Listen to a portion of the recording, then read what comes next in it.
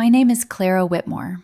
I'm 31 years old, and I didn't know my life was about to split cleanly into a before and an after until I was standing at the altar, holding a bouquet that suddenly felt too heavy, watching the man I loved hesitate in front of 200 people. Everything had been perfect, painfully, meticulously perfect. Soft light filtering through stained glass, white roses lining the aisle, the string quartet hitting every note just right.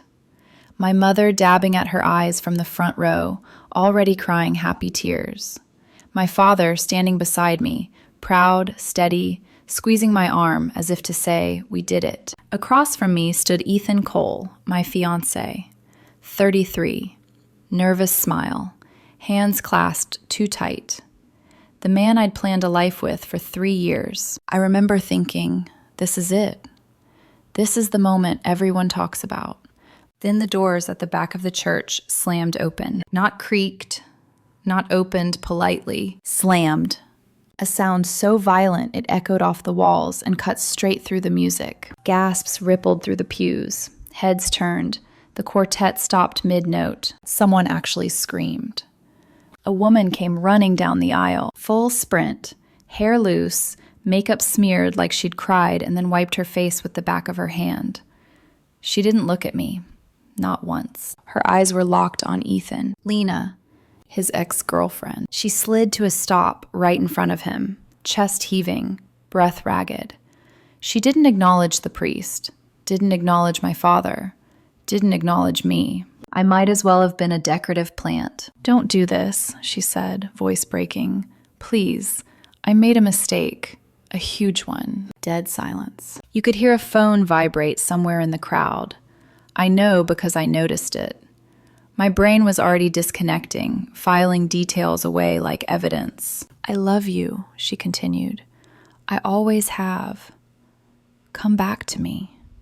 My bouquet trembled in my hands. I waited for Ethan to laugh, for him to step back, for him to say, get her out of here, for security, for anything remotely normal. He didn't. I can't let you marry her, Lena said, desperation sharpening her words. I know I wasn't ready before, but I am now. Marriage, kids, everything you wanted. I'm ready. Her gaze flicked to me for the first time then, quick, dismissive, like I was a technicality. Ethan's face had gone pale. His hands were shaking. He looked at me, then back at her, then at the floor. I don't, he started. Lena grabbed his hand. You know what you want, she said softly. You've always known. It's me. That's when it hit me. Not heartbreak, not shock, but something colder. He didn't pull his hand away. He didn't defend me. He didn't say my name. I'm sorry, he whispered, to me, barely audible. The bouquet slipped from my fingers and hit the floor with a dull thud. My father stiffened beside me. I felt his grip tighten, but I stepped forward, gently removing his hand from my arm. Ethan turned fully toward Lena. Let's go, she said. Right now, before you change your mind. I need to think, he muttered. No thinking. And then they were walking, together, back down the aisle we'd just walked toward a future that apparently meant nothing. The doors closed behind them, and the church exploded. My mother sobbing, his mother yelling his name, someone shouting, "Is this a joke?" My father stood frozen, staring at the spot where Ethan had been, his face drained of color. I stepped down from the altar. My maid of honor grabbed my arm. Clara, what do we do? I walked straight to the microphone. The room quieted, slowly, uncertainly. Well, I said, my voice surprisingly steady.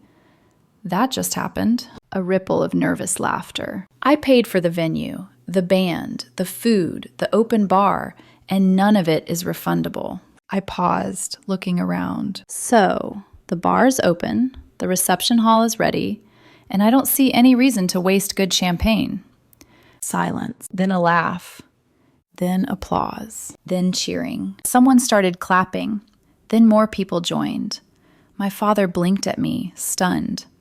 My mother stared like she didn't recognize her own daughter. I smiled. Not because I was okay, but because I refused to break in front of people who were waiting for me to. The party started without a groom, and somehow I felt free.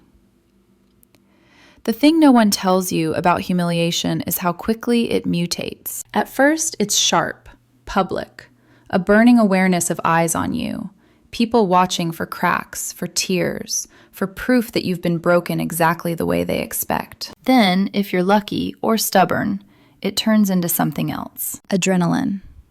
The reception hall looked exactly like it had an hour earlier. Candles glowing, white linens perfectly pressed, a 5-tier cake no one had cut yet. The band waiting awkwardly on stage, instruments idle, unsure if they were about to be sent home. I walked in first. Heads turned. Conversation stopped mid-sentence. I lifted my glass. "Drinks are on me," I said. "Please. If you're going to gossip about this later, at least have enough alcohol to make the story interesting." That did it. Music started. Chairs scraped back. Someone yelled, "To Clara!" And suddenly I was being hugged, handed champagne, dragged onto the dance floor by cousins I barely knew. It felt surreal, like attending your own emotional wake, except you're alive and expected to give a toast. I danced with my father to the song that had been chosen for the father-daughter dance.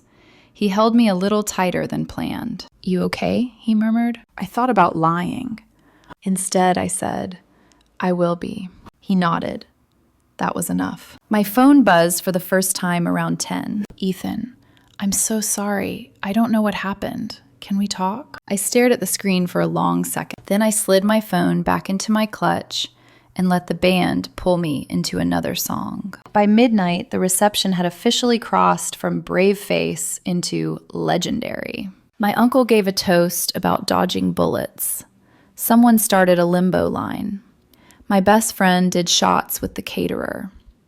I ate my half of the wedding cake and drank the expensive whiskey Ethan had insisted we save for special occasions. I'd never tasted freedom so clearly. When I finally got home, still in my dress, makeup smeared, shoes dangling from my fingers, I didn't cry. I slept.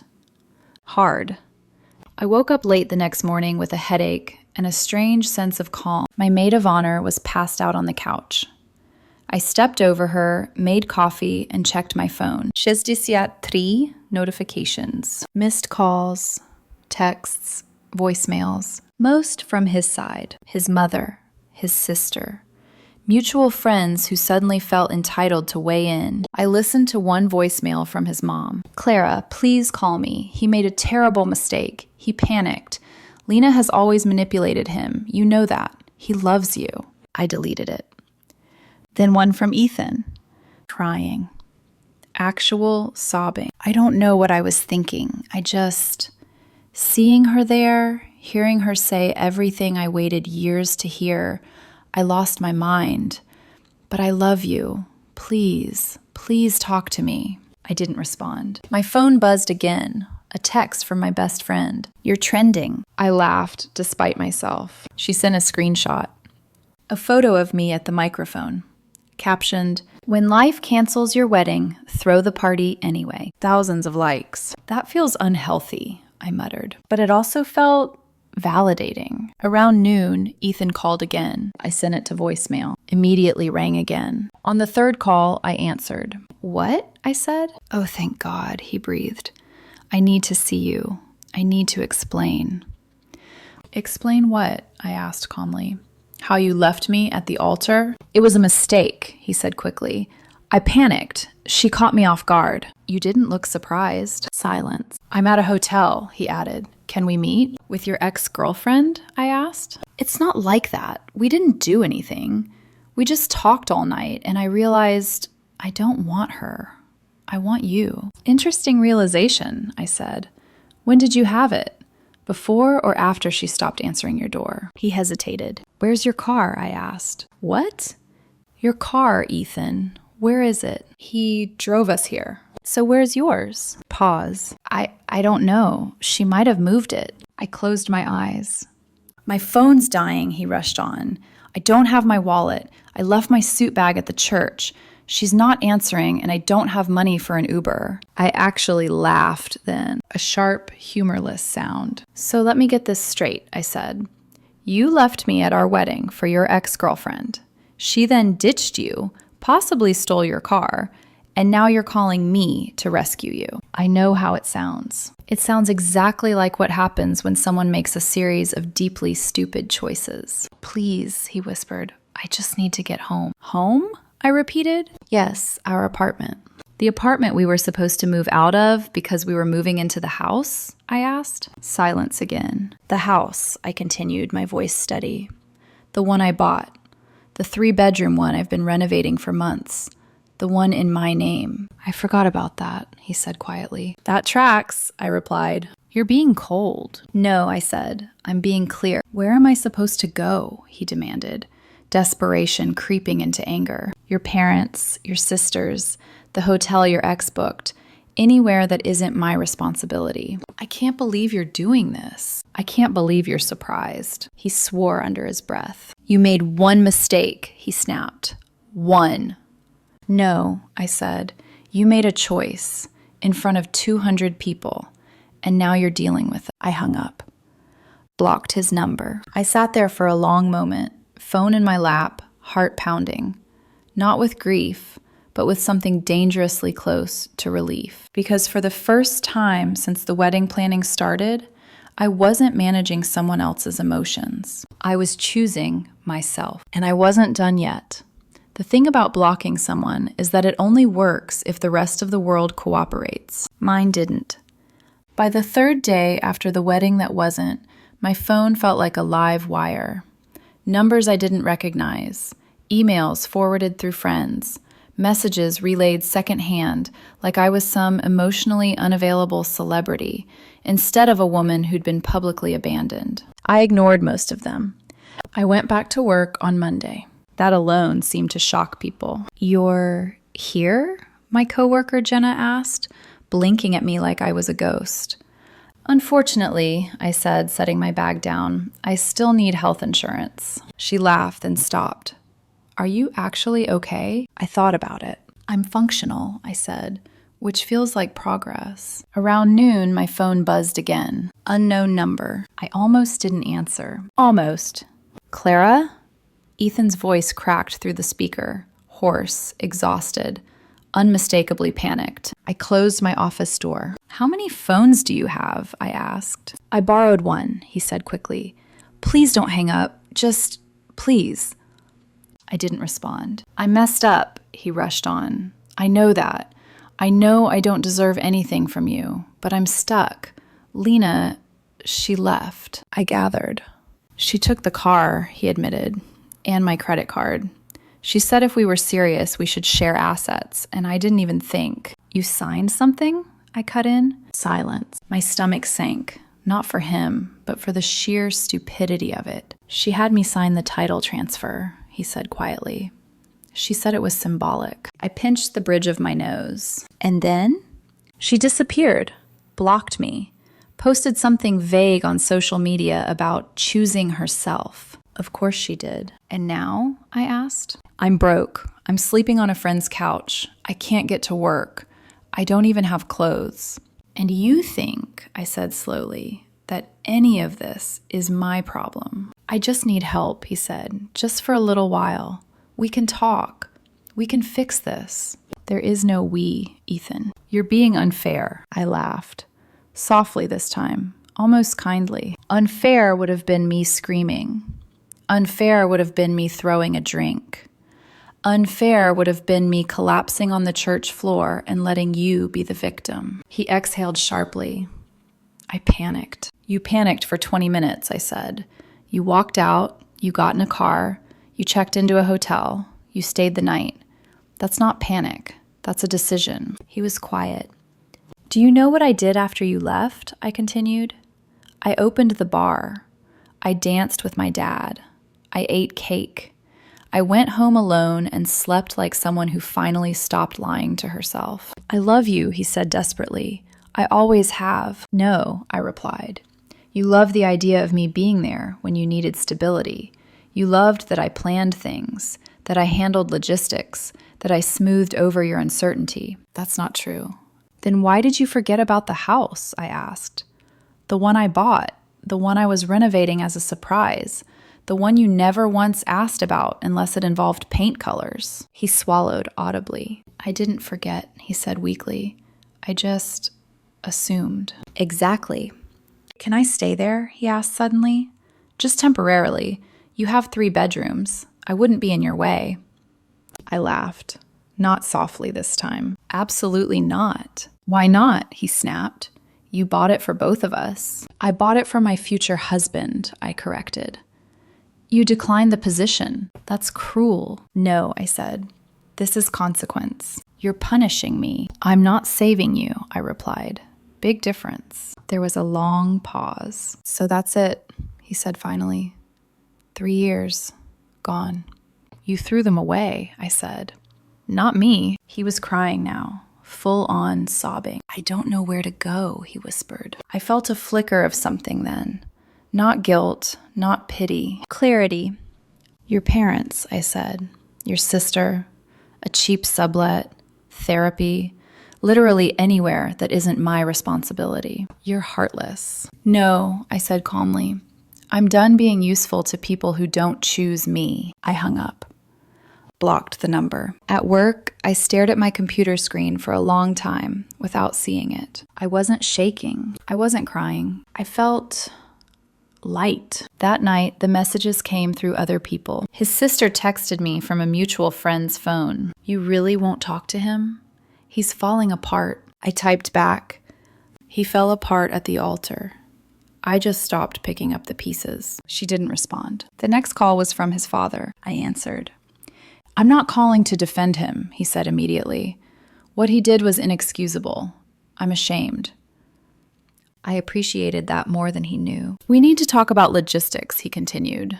The gifts, deposits. Gifts from your side, do whatever you want. Mine go back to my people, I said. Anything in my name stays with me. And the house? He asked carefully. There is no and, I replied. It's mine. He sighed. I thought so. He's going to need somewhere to stay. Not my problem, I said. He's an adult who made an adult choice. There was a pause. You're right, he said quietly. He did. After we hung up, I sat on the floor of my apartment, surrounded by half-packed boxes from a move that wasn't happening. I should have felt devastated. Instead, I felt resolved, because every conversation made one thing clearer. People weren't asking me to forgive him for me. They were asking me to absorb his consequences so they wouldn't have to. And I was done being that person. The woman who made things easier. The woman who stayed. The woman who fixed. 72 hours after my fiancé walked out of our wedding, I realized something terrifying and powerful. I didn't need closure. I already had it. And the hardest part wasn't letting go of him. It was letting go of who I used to be for him. If there's one thing betrayal does well, it's recruit a committee. By day 5, it wasn't just Ethan calling anymore. It was everyone. People who hadn't checked in on me for years, suddenly feeling qualified to weigh in on how I should heal, forgive, or be the bigger person. Apparently, forgiveness was a group project now. The first ambush came at work. Security called my office mid-morning. There's a woman in the lobby asking for you, the guard said carefully. She says she's your ex-fiancé's mother? I stared at my screen. Tell her I'm in a meeting. She says she'll wait. Of course she would. When I walked downstairs 20 minutes later, she was sitting upright in a lobby chair, hands folded in her lap like she was waiting for a verdict. We need to talk, she said, standing the moment she saw me. No, I replied. We don't. You do, she insisted. You need to forgive him. I actually laughed. Forgive him. As if it were a calendar task I'd forgotten to complete. He's staying with us, she continued, voice tightening. He barely eats, he doesn't sleep, he cries all day. You're destroying him. He destroyed himself, I said evenly. She frowned. Lena manipulated him. You know how toxic she is. She convinced him to sign over his car. I froze. Sign over? I repeated. Yes. She said if they were serious, they should combine assets. He trusted her. I let out a slow breath. And then she disappeared, I said. Her mouth tightened. Yes. I waited for the sympathy to arrive. It didn't. That's unfortunate, I said, but it's not my responsibility. Her eyes widened. That's all you have to say? What exactly are you hoping for? I asked. That I fix this? That I take him back so you don't have to deal with the fallout? You loved him. Loved. Past tense. I loved the man I thought he was, I replied. Not the one who left me standing at the altar. This is cruel, she snapped. He made one mistake. One, I echoed. In front of 200 people, on our wedding day. So you're going to punish him forever? I'm not punishing anyone, I said calmly. I'm just not rescuing him. Her voice rose. He needs you! He needed me then, I said. He chose differently. Security was already walking toward us. I waved them closer. This woman is leaving. Her face flushed red. You're having me removed? You came to my workplace to pressure me about your son's bad decisions, I said. Yes. She shouted all the way out about how heartless I was, how I'd regret this, how her son deserved better. I went back upstairs and finished my coffee. That afternoon, my boss called me into his office. Everything okay? He asked gently. We got a report about a disturbance. Ex-fiancé's mother, I said. Temporary insanity. He smiled. Ah, the wedding party legend. I snorted to spite myself. Just keep the drama out of the building, he said. Otherwise, handle it however you need to. That night, the calls resumed. Unknown number, I answered, already irritated. Stop being stubborn and talk to my brother. His sister. How did you get this number? I asked. Doesn't matter. You need to hear me. I really don't. He's not okay, she said sharply. He barely eats. He doesn't sleep. That sounds like guilt, I replied. He should sit with it. You don't care at all? I care appropriately, I said. You're heartless. No, I corrected. I'm consistent. She exhaled hard. He loves you. He loved Lena more, I said, at least in that moment. That's not fair. Neither was humiliating me in front of everyone we know. She went quiet. Then she said, he's asking about the house. I laughed. Of course he is. He needs somewhere to stay. No. You have 3 bedrooms. I have one life, I said, and I'm not sacrificing it so he feels less uncomfortable about his choices. You bought that house for both of you. I bought it for my future husband, I replied. He quit. She hung up. The pressure didn't stop. My aunt called, clucking sympathetically. Everyone deserves a second chance, she said. Not for everything, I replied. This isn't a small mistake, I continued. This is a character reveal. She sighed. I'll tell them I tried. I appreciated that. Barely. That night, I met my best friend for drinks. They're relentless, she said after I finished recounting the week. Apparently, I'm the villain now, I said. Are you wavering? She asked. Not even a little. Good, she said, because if you took him back, I'd stage my own intervention. I laughed. We toasted to that. Then my phone buzzed. Unknown number. I answered on speaker. Please, Ethan's voice cracked. Just talk to me once. Just once. Where are you getting these phones? I asked. Friends, family. I don't care. I do, I said. Stop. You don't know what it was like, he pleaded. She said everything I waited years to hear. And you believed her, I said, at my expense. I panicked. You chose. I can't eat. I can't sleep. I'm miserable. Good, I said. He gasped. You should feel miserable, I continued calmly. You did something horrible. Sit with it. Learn from it.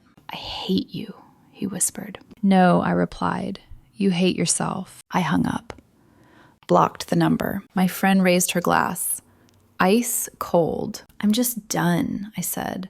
Done being the one who absorbs damage so everyone else stays comfortable. And somewhere between the pressure, the accusations, and the endless requests for forgiveness, something solidified inside me. They didn't want justice. They wanted convenience.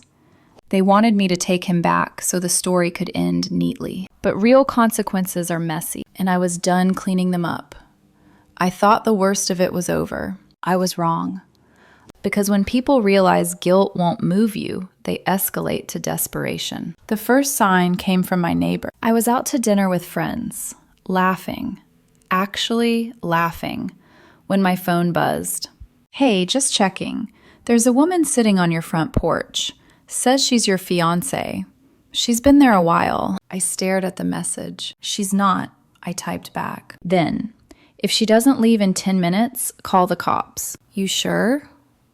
Positive. When I got home later that night, the porch was empty, but taped neatly to my front door was a folded stack of paper. 5 pages, front and back. I didn't need to read it to know who it was from. I still did. Regret, apologies, promises, declarations of love, grand statements about destiny and temporary insanity, vows to spend the rest of his life making it up to me, claims that what happened at the wedding wasn't really him. I read every word. Then I walked inside, dropped it in the trash, and went to bed. No response, no acknowledgement, nothing. A week later, I got invited to what I thought was a casual get-together, a friend's apartment, wine, low stakes. I walked in and stopped short. 10 people sitting in a loose circle, and in the corner, Ethan, red-eyed, pale, miserable. I didn't sit down. "What's this?" I asked. His best friend stood up.